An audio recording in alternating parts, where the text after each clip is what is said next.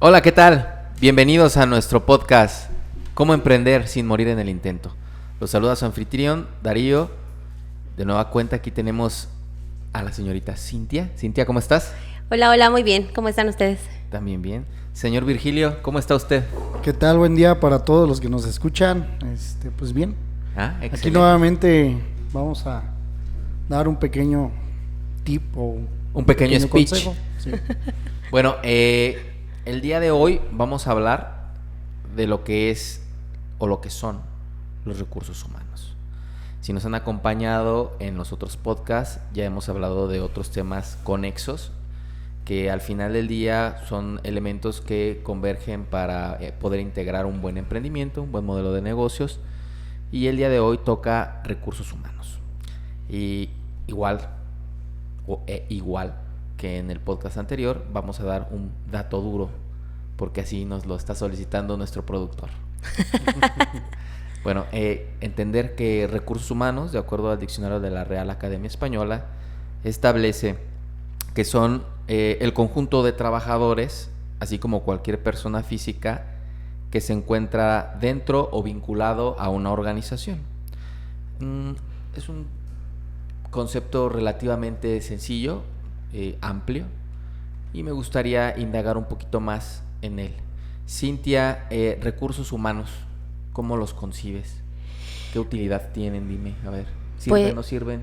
¿Es más importante el capital? No sé, dime.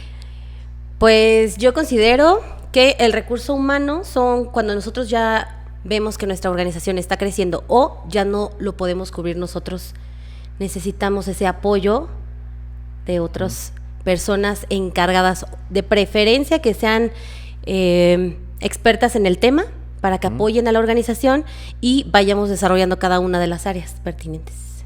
Ok. Virgilio, recursos humanos. Así es como lo menciona aquí la compañera Cintia. Como en la escuela, la compañera. Compañera, no amiga, compañera. La amiga Cintia, pues, la amiga Cintia. Pues efectivamente, pues yo creo que la misma definición nos da la pauta del ver de qué se trata la definición de recursos humanos. Y pues dentro de las empresas, dentro de cualquier negocio, pues sabemos que es son cualquier persona, son las personas físicas que integran pues ahora sí que una empresa, algún negocio, algún tipo de negocio. Y claro, pues la definición para mí, pues yo digo que se va desarrollando conforme al crecimiento de cada negocio.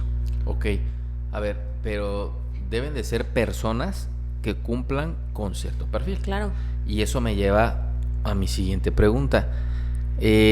Cuando nosotros, doy un pequeño contexto, cuando nosotros tenemos nuestra organización, como dices tú, Cintia, atinadamente, ya las necesidades nos impiden hacerlo todo nosotros. Y tenemos que contratar a una persona. Esta persona debe de cumplir con una serie de requisitos o una serie de elementos, un perfil. Y ahí, obviamente, o sea, si empezamos a buscar, ya sea por medios tradicionales o electrónicos, con un perfil, una serie de características específicas, seleccionamos a veces a los mejores, pero ¿cómo vamos a seleccionar a esos mejores? Es decir, porque puede llegar una persona con un currículum del TEC de Monterrey, por poner un ejemplo a nivel nacional, y tú vas a decir, bueno, académicamente a lo mejor sí está bien preparado, pero en los hechos a lo mejor no tiene experiencia o no tiene disposición para acatar o sublevarse, como diría aquí el abogado, a las necesidades de un superior en cuanto a la organización. ¿Tú qué piensas? ¿Cómo debemos de seleccionarlos? ¿Por el promedio? ¿O qué onda? Creo que primordial es establecer cuáles son los requerimientos que nosotros tenemos para el puesto, qué tipo de persona necesitamos, a nivel capacidades desarrolladas individualmente y aparte con el tema del estudio. O sea, no necesariamente tiene que tener estas capacidades aprendidas en la escuela.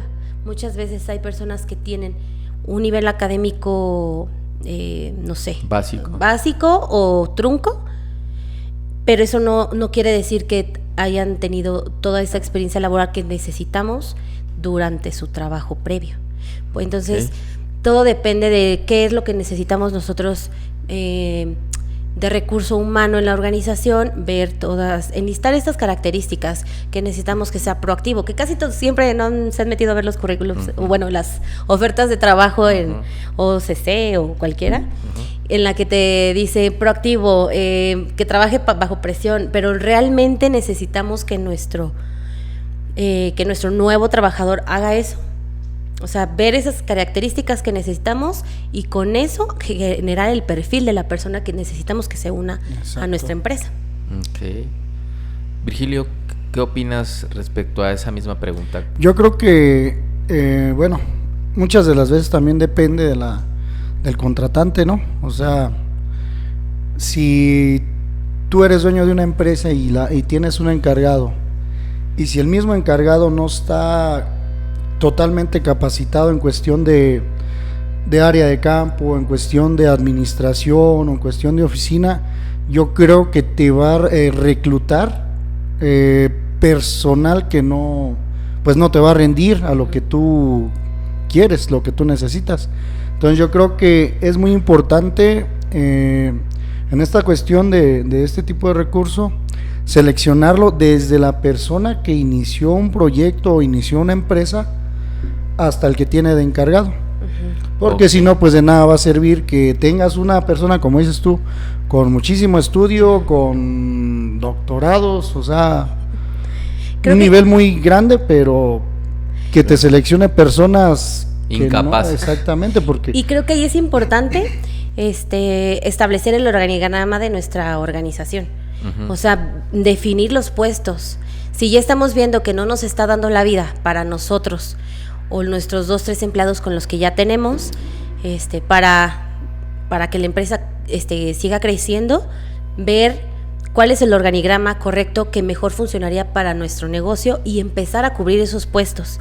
Exacto. Vale. Sí, o sea, te digo, o sea, bueno, desde mi punto de vista es eso, o sea, también los dueños o los que iniciaron con ese tipo de negocio, donde se vaya a elegir o donde haya vacantes de trabajo, yo creo que es muy importante tener personal adecuado de personas que tienen desde que inició ese tipo de negocio. Ok, ahora eso me lleva a otra inquietud.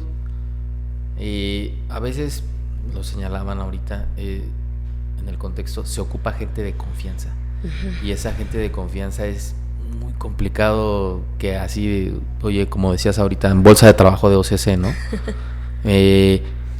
Agarro a una persona, aparentemente tiene un buen perfil, pero vamos a suponer que esa persona se ocupa para el área de finanzas, los dineros. Entonces, ¿cómo vas a confiar en esa persona tan fácil, no? Y muchas veces el emprendedor opta por decir, pues yo agarro a mi compadre, agarro a mi amigo, sí, porque le tengo confianza, pero esa persona a lo mejor, pues sí, es un buen amigo, es un buen pariente, o sea, hay afinidad, ¿sí? En lo social, pero en los negocios, aguas. Mi pregunta es, ¿qué tan conveniente es tener a una persona que sea un familiar, un pariente, algún conocido, ya sea por afinidad, de aparentesco consanguíneo, diría el abogado, o en su defecto, pues simple afinidad de amistad? De amistad, sí, de amistad. Cintia. Yo tengo como una pregunta a ustedes que son los de legal. Por ejemplo, en mi opinión, yo manejaría las finanzas, o sea, todo lo que respecta al dinero. Quizá me quitaría otras obligaciones en otros ámbitos, como, no sé, empezar a delegar en el tema de publicidad, pues contratar quizá un diseñador. En el tema contable, dejar yo de lado quizá un poco los números y empezar a contratar. Pero en el tema de las finanzas, los pagos, nóminas, yo siento que yo sería de las que eso lo soltaría, creo que al final. Pero también está la vertiente de contratar a alguien y tener un contrato confidencial, o sea, todo eso, ¿ustedes qué opinan? ¿Cómo podría? Virgilio.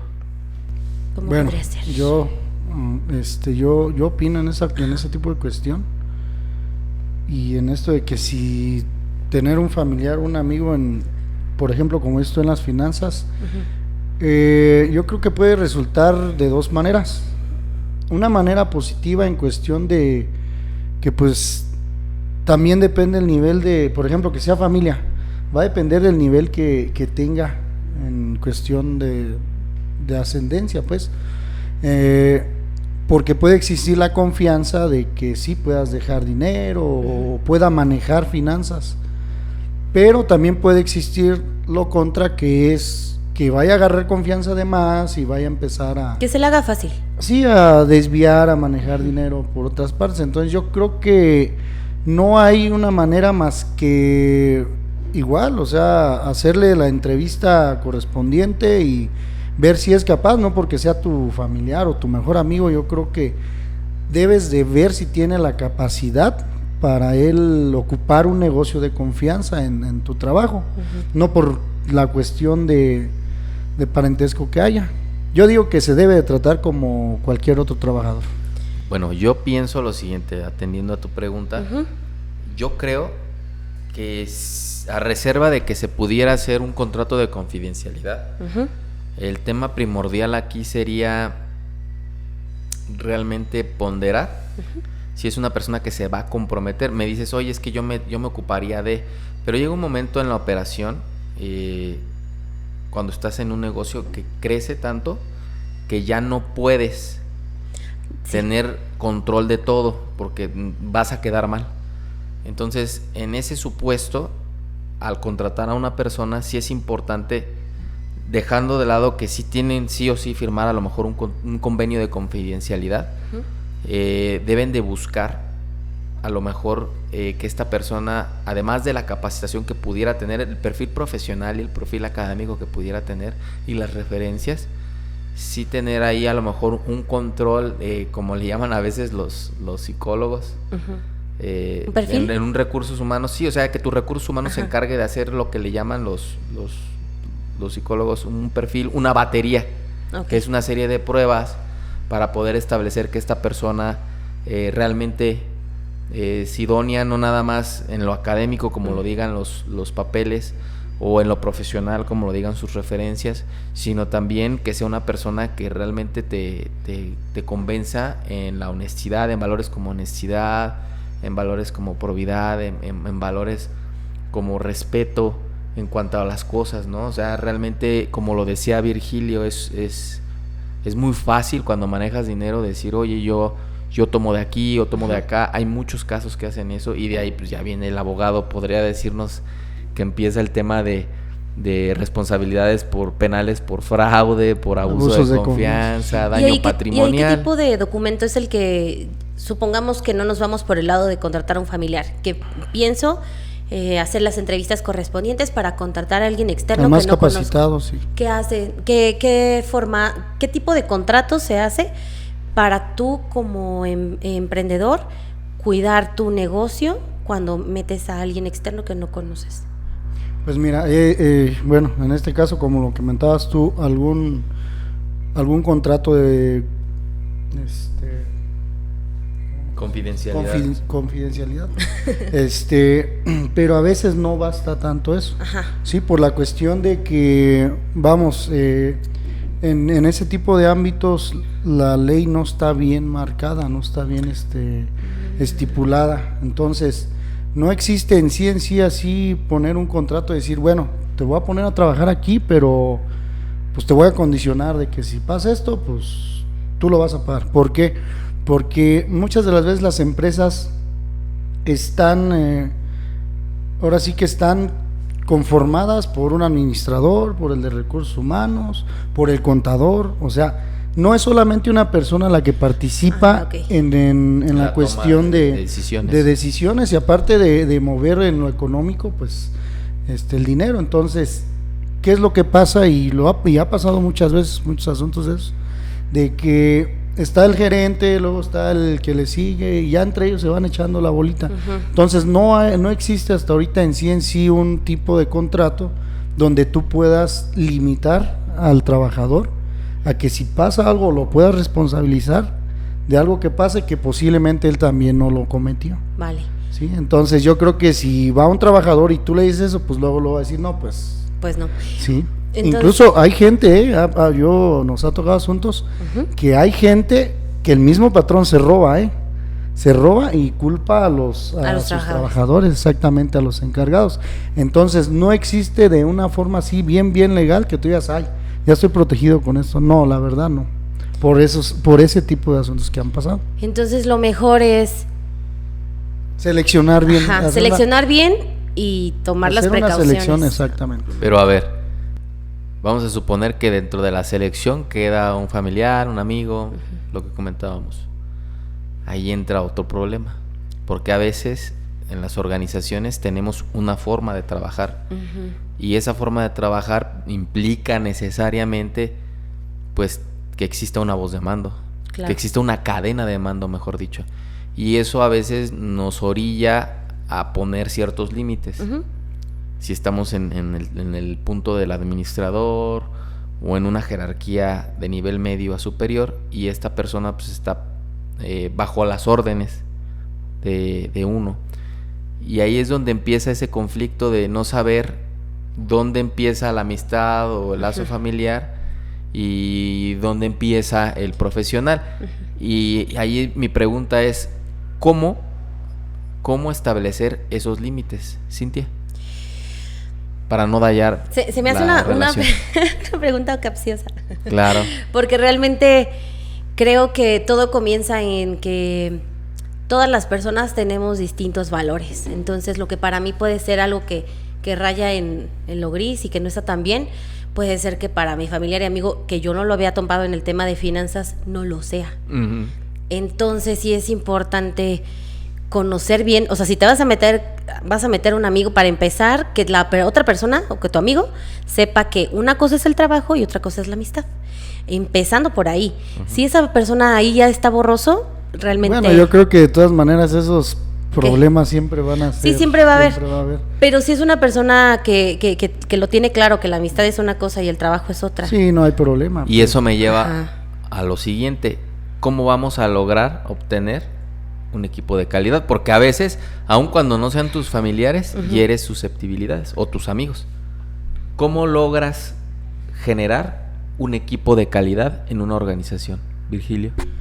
Bueno, yo creo que eso se va generando conforme al tiempo. O sea, cada trabajador, desde la puntualidad de la hora de entrada hasta la hora de salida, yo creo que tú mismo vas viendo qué persona es responsable en cuestión, pues ahora sí que de todo, de su área, como te vuelvo a repetir, de la puntualidad, de no utilizar cualquier pretexto para dejar de realizar sus actividades dentro de cualquiera de las empresas. Entonces, yo creo que las personas como dueños o como encargados de tal negocio, yo creo que ellos, todo esto se va seleccionando con el tiempo, porque también no vas a poder tener un trabajador de 6 meses y no lo vas a comparar a uno que tenga 2 años. Claro, a lo mejor el de 6 meses, en 6 meses te va a hacer un relajo en tu empresa y todo, pero... ¿Por qué lo dices? ¿Por experiencia propia? ¿Algo sabes? Sí, exactamente. ¿Algo te pasó? Más o menos. Pero te digo, o sea, no, yo creo que el tiempo te va diciendo cuáles son los mejores elementos, y ni así, porque como dices tú, algo me pasó, entonces ni el tiempo, a veces pues también uno se equivoca, pero... No, y la gente cambia también, ¿no? Sí, también, exactamente, o sea, con el tiempo... No, lo que tenga tiempo una persona no significa que le vayas a dar toda la confianza del mundo para que él realice el trabajo o no lo realice, o que lo realice cuando él quiera. Entonces, yo creo que la mejor manera de seleccionar y todo es así, de patrón a trabajador, y establecer no políticas, ¿no? Políticas sí, o sea, de te digo, toda o sea, la de empresa. patrón a trabajador, y si tienes más descendientes, por ejemplo, un gerente o un encargado de una zona, pues dirigirse directamente con él. Ahora, tú estás hablando del factor tiempo, tú estás hablando del factor políticas. Esas políticas pues, nos llevan a estructuras, a normatividad, etcétera. ¿Cómo conducirnos realmente? Yo creo que ambos elementos son necesarios para poder obtener un equipo de calidad, pero yo creo que una clave, y los japoneses lo aplican en sus organizaciones, es generar ese valor a través de una cultura de compromiso, no nada más con la organización, ya lo decía antes, sino también con el trabajador, para que una persona pueda sentirse realmente dentro de tu organización. Es importante que sienta que tú estás vinculado o vinculada a su persona, a su trabajo. Exacto, sí. y que realmente lo sepas desarrollar, ¿no? O sea, Carlos Casulla, expresidente de Grupo Yakult, decía que él se sabía el nombre de todos sus trabajadores y que trataba de ir con sus familias a comer o a cenar, convivir pues con ellos, para poder generar esa sinergia, ese vínculo, y que la persona realmente, además de que se pudieran conocer de tú a tú, viera que era una persona que tanto el jefe como el trabajador vieran que uno necesitaba del otro, o así realmente es el panorama que expone el señor, y creo y considero que es necesario. No voy a decir, no, esto no quiere decir que vas a tener que ir si tienes 100 trabajadores con todos, no necesariamente. Si así es tu deseo, adelante. Pero sí es un compromiso de ti, patrón, para con tu plantilla laboral. El hecho de que te sepa su nombre funciona, y no por conveniencia del negocio, sino también porque debes de entender que son personas, o sea, son seres humanos, sienten, piensan, les duele. Pues sí. Sí, bueno. y eso va a ir generando poco a poco. Ahora también ahí se desprende otra pregunta. ¿Cuántos tipos o clases de trabajadores puede haber en una organización? Y aquí yo me voy a responder. Yo me voy a responder porque me gusta hablar de ese punto en particular. Y señala Rodrigo Herrera en muchas de sus charlas que puede haber varios tipos de colaboradores. Está el primero, que es aquel trabajador que está alineado con los valores de la organización, pero de repente comete 1 o 2 errores. Ese trabajador dice, es perfectible, dale otra oportunidad, tiene madera. Está el trabajador que hace las cosas muy bien y aparte está alineado con los valores de la empresa. A ese promuévelo. Ese tú lo tienes que tener de tu lado sí o sí. Está el trabajador que ni está alineado con los valores de la organización y aparte comete error tras error tras error tras error. Mismo. A ese sepáralo de su encargo. Sí. Y finalmente está el más peligroso, aquel trabajador que hace las cosas muchísimo mejor que cualquiera de los otros 3, realiza sus actividades de forma o de manera excepcional, pero tiene un problema, no está alineado con los valores de tu organización, y eso quiere decir que es un personaje que en cualquier momento no va a tener impedimentos para poner sus intereses personales sobre los tuyos y los de la organización, es decir, el bien común. Exactamente. Y te va a apuñalar por la espalda. A esa persona es a la que tienes que sacar rápido. Sí, es como te comentaba hace rato, o sea, no porque contrates una persona que en cuestión de meses te haga lo doble de trabajo que lo que ya tienen los que ya tienen más de 2 años o 3 años, quiere decir que va a ser, en todas las formas va a ser el trabajador perfecto. Entonces yo creo que desde el comienzo del, como te decía, entrevista y todo eso, va a ir calificándose la persona que vayas a meter a trabajar a tu negocio. Sí, igual también calificar al que te va a ayudar a contratarlos. Claro, y ahí viene otra cuestión. Dependiendo de todas esas características, Cintia, ¿qué tanto poder le debo de dar a un colaborador? ¿Qué tanto poder? ¿O de qué dependerá? Yo creo que no en sí poder, ¿no? Sí, es que la palabra poder está como muy fuerte. ¿Qué tantas facultades le debo de conferir a un colaborador? Yo creo que errores que tú como emprendedor puedas asumir. O sea, si puedes asumir la pérdida de, no sé, de un cliente por un maltrato de algún agente de ventas, no sé, por algún error contable pequeño, cosas que tú puedas asumir, pues ahí está el nivel de poder que le puedes dar a tu Pues yo creo colaborador. que Pero desde un clavo hasta un cliente, yo creo que es importante la pérdida. no, sí. Pero, Pero siempre, o sea, tienes que asumir que cuando algo no está en tu control, siempre, nadie lo va a hacer como tú lo harías, ¿no? Para empezar. Y yo puedo asumir que a mí se me vaya la onda en alguna situación y que por eso haya un tipo de pérdida, quizá. Ok. Pero ustedes, ¿cómo asumirían ese riesgo? Virgilio, Ah, ¿qué tantas facultades y qué tantos riesgos, como dice Cintia?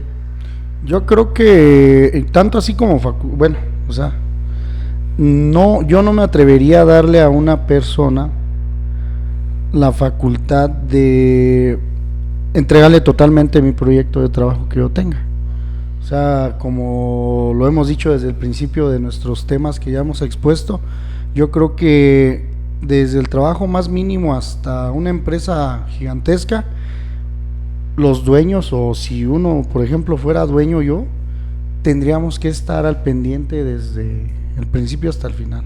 Claro, entonces podemos asumir que dentro de las facultades, o como decía yo al principio, el poder que le puedes dar a un colaborador, por ejemplo, un gerente, pues no incluye dejarle, pues ahora sí que las llaves del changarro, porque como dices tú, eso puede llevarnos a un problema más grave.